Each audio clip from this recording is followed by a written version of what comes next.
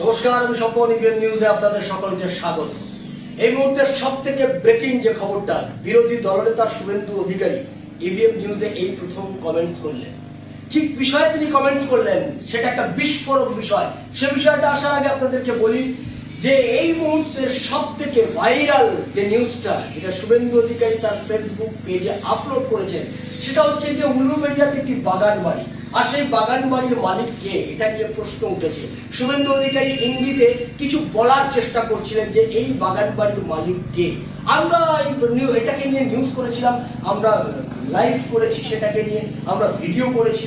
আমরা তারপরে আজকে আরেকটা নিউজ করেছিলাম যে এই বাগান বাড়িটি কার। 50 কোটি টাকা দামের এই বাগান বাড়িটি শোনা যাচ্ছে কোনো এক উর্দু দাদার, তার নামে এই বাগান বাড়িটা রয়েছে। এইটা নিয়ে যখন প্রশ্ন উঠছে, গোটা রাজ্যে যখন প্রশ্ন উঠছে, মানুষের যখন কৌতূহল বাড়ছে যে ঠিক কার এই বাড়িটা, তখন বিরোধী দলনেতা সেই সমস্ত কিছুর কৌতূহলকে তিনি নিরসন করলেন। তিনি জানিয়ে দিলেন যে এই বাগান বাড়িটি আসলে কার। তিনি ইভিএম নিউজের কমেন্টস বক্সে কমেন্টস করে সেটা জানিয়ে দিলেন, অর্থাৎ গোটা পশ্চিমবাংলার মানুষের কাছে সেটা খবর এলো।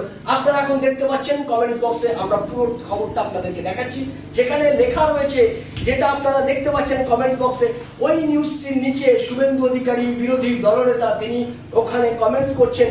ওনার্স নেম রুবি হাকিম, প্রিয়দর্শিনী হাকিম। আপনারা দেখতে পাচ্ছেন ওখানে, আপনার স্ক্রিনের পুরোটাই দেখতে পাচ্ছেন। বিরোধী দলনেতা শুভেন্দু অধিকারী তিনি এটা কমেন্টস করেছেন, রুবি হাকিম এবং প্রিয়দর্শিনী হাকিম। অর্থাৎ আমরা যেটা জানতে পারলাম যে ববি হাকিমের স্ত্রী এবং ববি হাকিমের কন্যা, তাদের নামে 50 কোটি টাকার সম্পত্তি বাগান বাড়ি উলুবেড়িয়াতে, যেটা বিরোধী দলনেতা শুভেন্দু অধিকারী তিনি যেটা তার ফেসবুক পেজে আপলোড করেছিলেন। এখন প্রশ্ন উঠছে, যিনি রোজ মঞ্চে দাঁড়িয়ে কথা বলছেন, যিনি রোজ সাংবাদিকদের সামনে মুখোমুখি হয়ে দাঁড়িয়ে প্রশ্ন করছেন, আমি কি চোর, এই প্রশ্ন তিনি যখন তুলছেন বারবার, এবং তিনি বলছেন কেন তো কারোর কাছ থেকে 1 টাকাও নিইনি, কারোর কাছ থেকে কখনো চাকরি দিয়ে তার বিনিময়ে কারোর কাছে পয়সা আমরা নিইনি, তখন গোটা পশ্চিমবাংলার মানুষকে এই প্রশ্নটা করছে।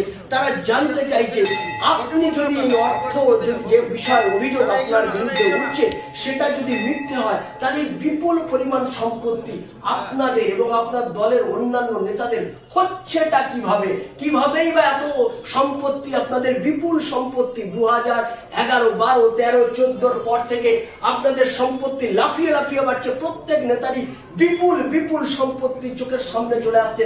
পার্থ চট্টোপাধ্যায় তার বান্ধবীর বাড়ি থেকে যখন কোটি কোটি টাকা খাটের তলা থেকে উদ্ধার হচ্ছে, তখন দেখা যাচ্ছে অন্যান্য নেতাদের বিপুল বিপুল সম্পত্তি। এই সম্পত্তির হিসেব কি করে আসবে, এই সম্পত্তি কেনাই হচ্ছে বা কার, কিভাবে এই সম্পত্তি কেনার অর্থই বা যোগান দিচ্ছে কে, এই সমস্ত বিষয় নিয়ে প্রশ্ন থেকেই যাচ্ছে। উত্তর দেবের সময় আমরা সেদিকে তাকিয়ে থাকবো। আর আপনারা নজর রাখুন ইভিএম নিউজের পর্দায়। ইভিএম নিউজ আপনার কথা বলে। নমস্কার।